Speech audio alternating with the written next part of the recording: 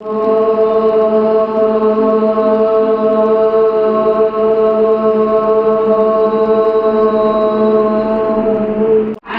कोटि ब्रह्मांड जननी दिव्य विग्रह श्रीकाली केवला तुल्या कैवल्य पददायिनी त्रिपुरा त्रिजगद्वन्द्या त्रिमूर्ति श्रीधरेश्वरी चक्षरे दिव्य गन्धाढ्या सिन्दूरभयकान्तिता